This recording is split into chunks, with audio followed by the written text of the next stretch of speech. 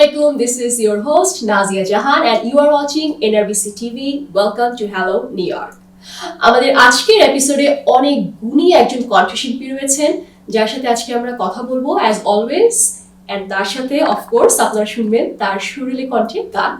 তো without any further delay let's start our আজকের episode which is a very very special episode of Eid. कहना है क्या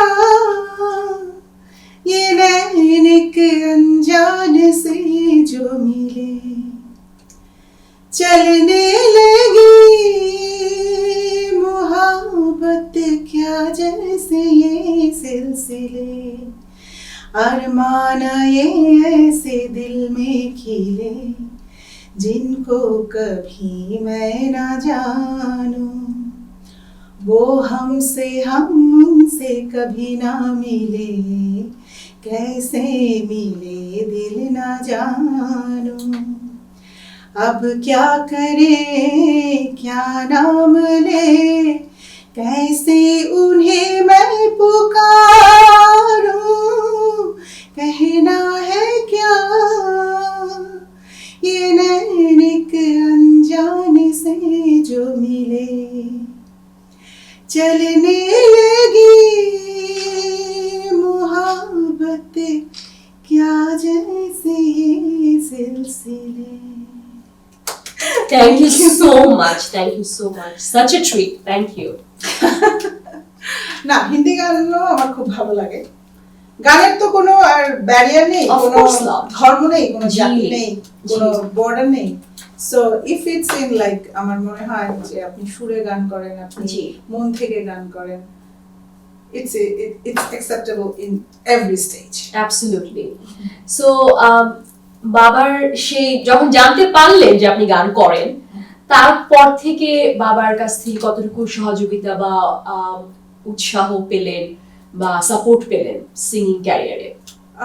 সত্যি কথা বলতে আমার বাবা আসলে কখনোই চান নাই আমি গান করি ইন দ্যাট সেন্স ঘরে বসে করছি বাট প্রফেশনালি কখনো আর্টিস্ট হব এটা আসলে বোধহয় বাবার কাছে খুব একটা ভালো লাগার বিষয় ছিল না কিন্তু আমার সাপোর্ট যদি বলি যে সেভাবে সাপোর্ট করে আজকে আমি চন্দ্রা রায় যদি বলি মানুষ যদি আমাকে ধরেন 5টা মানুষও যদি চেনে credit goes to my mom because she is the person who always supports me who always encourage me গানের জন্য এবং শুধু গান বলবো না পড়াশোনার জন্য আমাকে মা আমার সবসময় আমার মা আমাকে এনকারেজ করে বাবার এনকারেজমেন্টটা এইখানে অনেক বেশি যেভাবে পড়তে হবে So basically he had different dream yeah but fortunately I can relate to it আমার বাসায় তাই সেটাই বললাম যে unfortunately I'm always been singing but nowadays he could understand and he could recognize me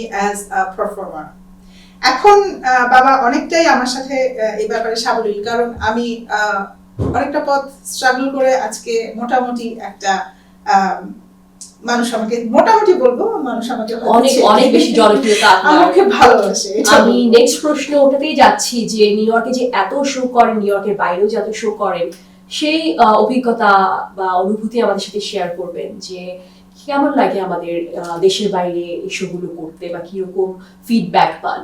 আচ্ছা আমি প্রত্যেক বছরই দেশে যাই জি আর আমি খুব রিসেন্টলি আমার একটা বিশাল বড় অ্যাচিভমেন্ট হয়েছে আমি এটা একটু আমার প্লিজ ফ্রেন্ডস ফ্যান যারা আছেন দর্শক বা আপনার সাথে শেয়ার করি প্লিজ 2 ইয়ার্স ব্যাক লাইক 2022 তে আরটিভি বাংলা গায়নের একটা কম্পিটিশন এখানে করেছিল যেটার ফাইনাল রাউন্ড হয়েছিল ঢাকায় জি আমরা এখান থেকে অডিশন করে চলে গিয়েছিলাম ঢাকাতে টপ 10 সেখানে গ্র্যান্ড ফিনালে হয়েছে জি তো লাকিলি আমি সবার দোয়ায় সবার আশীর্বাদে আমি বাংলার গায়ন ফার্স্ট রানার আপ হয়েছি Very nice. Yeah, that is an achievement. Yeah, that's a big achievement and yes. at the same time big encouragement for me to do something further to go forward. Absolutely. And at the same time আমি বলবো গান নিয়ে যেহেতু থাকতে ভালোবাসি new ইয়র্কে গান করতে ভালোবাসি but at the same time new ইয়র্কের বাইরে যেতে বেশি ভালোবাসি তাই না কারণ একটা জিনিস এখন নোটিসেবল নিউ ইয়র্কে এখন গান শোনার চাইতে গান দেখে মানুষ বেশি যেটা আমার কাছে পছন্দ না গানটা আসলে যদি মানুষ আরেকটু শুনতো দর্শকরা, তাহলে আমাদের জন্য খুব ভালো হতো। জি, হ্যাঁ, জেনে বুঝে যদি তারা গানটা এনজয় করতো, তাহলে আমরা যারা গান পিপাসু মানুষ আছি তাদের জন্য অনেকটা ভালো হতো। কিন্তু সেটা আসলে নাওয়েডে এখানে হচ্ছে না।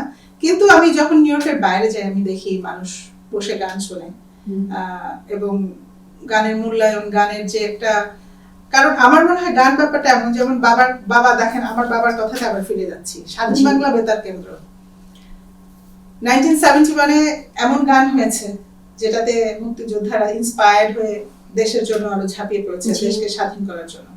তো গান কিন্তু এরকমই একটা শক্তি। আমরা শুধু ফান করার জন্য গান করি তা না, কিন্তু জি, গানের মধ্যে অনেক কিছু মেসেজ থাকে, অ্যাবসলিউটলি অনেক কিছু ইন্সপিরেশন থাকে। জি, আপনি খারাপ লাগলে আপনি একটা গান শুনলে মন কিন্তু ভালো হয়ে যায়, আমার হয়।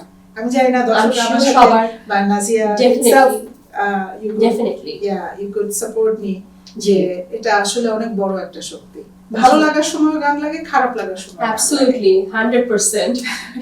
সো গান করতে আমি খুব ভালোবাসি। আর কেউ যদি বলে যে চন্দ্র তোমার গান শুনে খুব ভালো লাগলো, এই এই অনুভূতিটা আমাকে খুব ভালো লাগে। সো দর্শকদেরও ভালো লাগে এবং আমি তো আছি। সো নেক্সট গানে চলে যাই আমরা। আচ্ছা, আমি আমার একটা মৌলিক গান করতে চাই। এই গানটি ভোর হতে একটু বাকি একটা নাটকে ইউজ করা হয়েছে। আমার বন্ধু অমিতাভ আহমেদ রানা এবং সুব্রত মিত্র, এরা দুজনই নাটকটা ডিরেক্ট করেছে। গানটি লিরিসিস্ট হচ্ছে রঞ্জু রেজা, আর সুর করেছে আমাদের শ্রদ্ধেয় এসআই টুটুল ভাই। সো আমি খুব লাকি এনাফ এরকম একটা গান আমাকে দিয়ে করানোর জন্য। আমি সবার প্রতি খুব কৃতজ্ঞতা প্রকাশ করছি।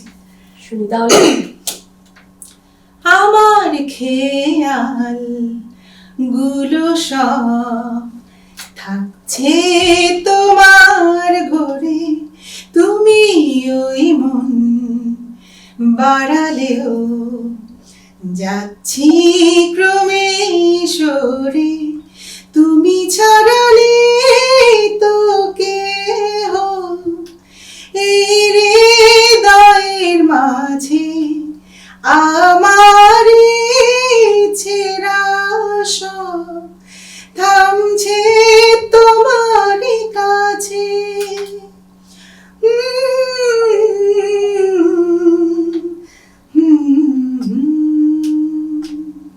বাহ, এতটুকুই করলাম। কেন করলাম?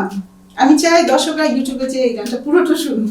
তো আপনি দর্শকদের বলে দিন কি সার্চ করতে হবে। এটা লিংক আছে ইউটিউব চ্যানেলে, বা আমার চ্যানেলেও পাবেন। চন্দ্রনা লিখলে চলে আসার কথা। গানটির টাইটেল হচ্ছে ভোর আমার খেয়াল, এবং স্যাং বাই চন্দ্রা রায়। এটা লিখলেই চলে আসার কথা। So go to YouTube and listen the song.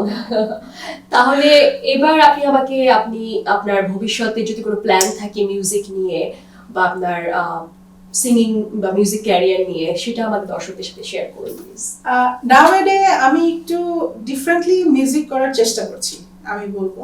Because আমার নিজেরও ভালো লাগছে, আবার দর্শকদেরও দেখছি তারাও পছন্দ করছেন। লাইক আমি গত 8 তারিখে আমার একটা ওপেন এয়ার বিচ কনসার্ট ছিল, জি, যেটাতে আমি ব্যান্ডের সাথে একটু ফিউশন করেছি, ফোক, যেহেতু আমি ফোক করি।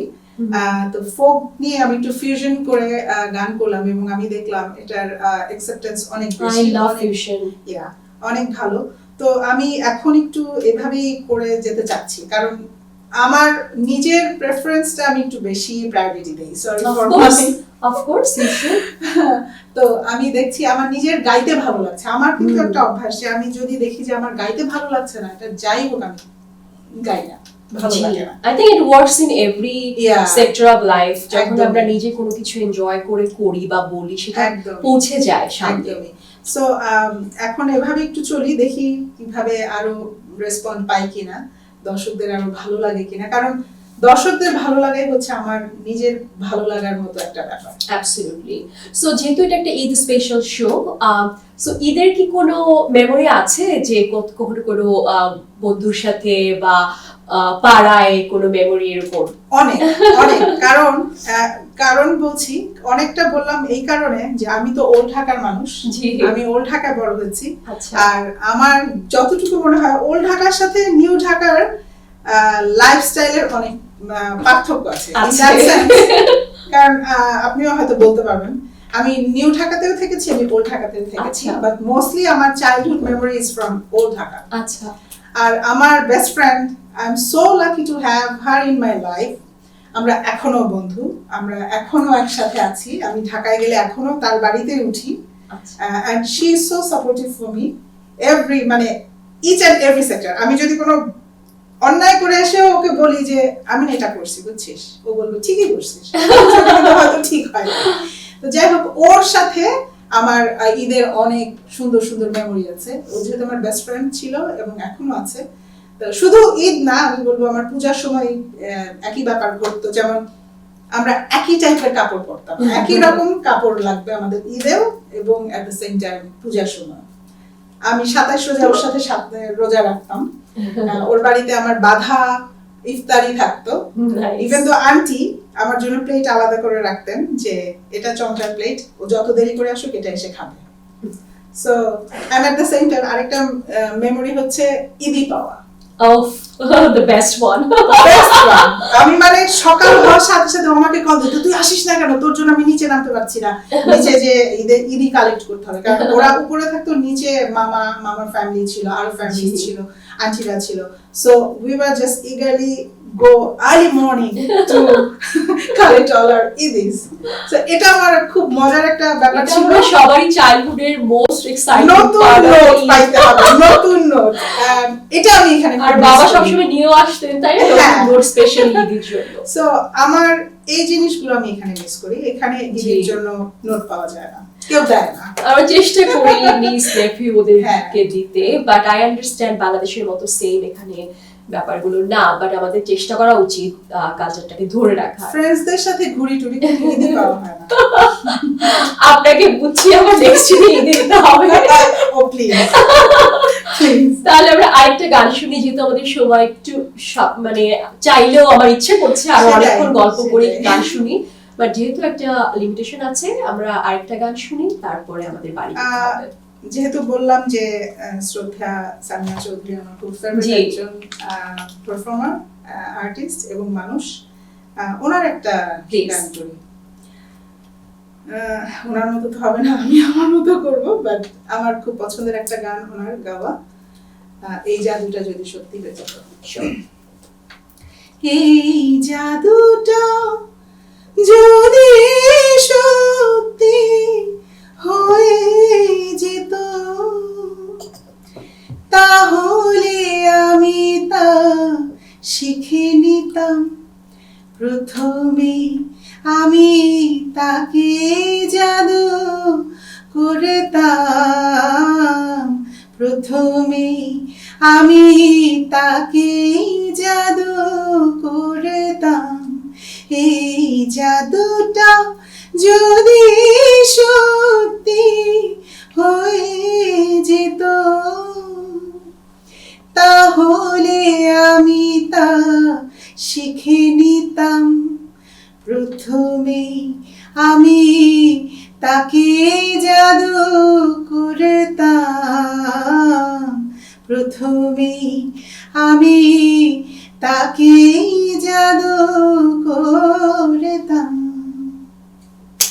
ভেরি নাইস কথাগুলো আসলে মন ছুঁয়ে যাওয়ার কথা এই জাদু সবাই জানতে চায় আসলে আসলে এই জাদুর সূত্রটা কি এটা কেউ জানলে ভালো হতো আমি আপনাকে পাস করে দিই আপনার কাছে এই জাদু আছে এবং দ্যাটস মিউজিক দ্যাটস আপনার এত সুন্দর কণ্ঠ এবং বিদায় নেওয়ার আগে সঙ্গীত প্রেমী দর্শকদের জন্য কোনো মেসেজ যদি আপনি দিতে চান প্লিজ আসলে আমি যেহেতু গান পাগল একজন মানুষ আমার সবসময় গান নিয়েই থাকতে ভালোবাসে আমি আমি নিজে থাকতে ভালোবাসি এবং চাই যে আমার আশেপাশে যারা থাকে তারাও যেন গান নিয়ে থাকে এটা হয়তো একটু বেশি চাওয়া হয়ে যাচ্ছে কিন্তু তারপরেও চাই আর এটা চাই যে সবাই একটু শুদ্ধ সঙ্গীত চর্চা করুক যারা আমরা গান ভালোবাসি আমরা যারা গান করতে চাই তারা যেন একটু শিখে গান করে তাহলে কিন্তু এটার চর্চাটা থাকবে এবং এটা অনেক লং লাস্টিং হবে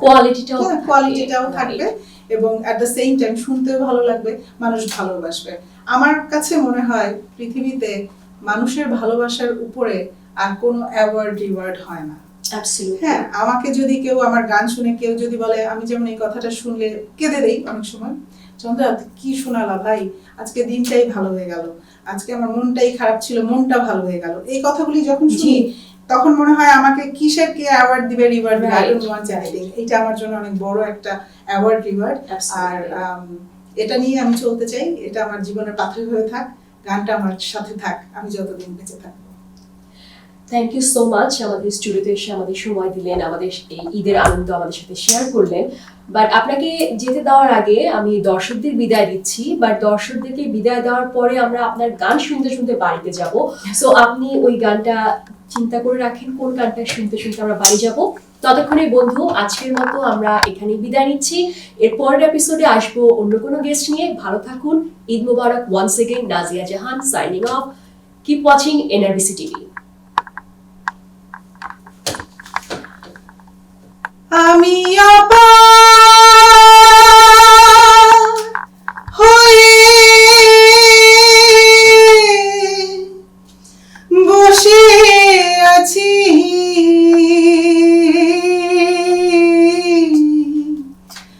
ও হে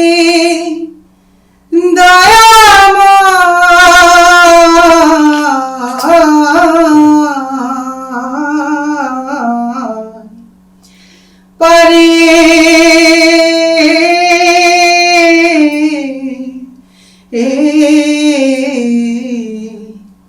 লয়ে যাও আমায়,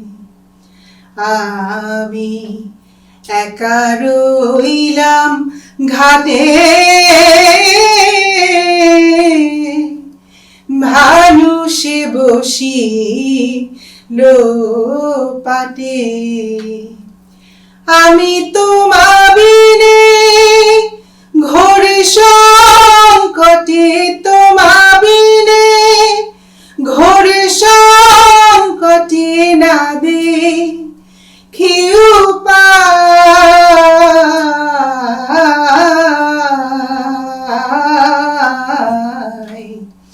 পারে লয়ে যাওয়া।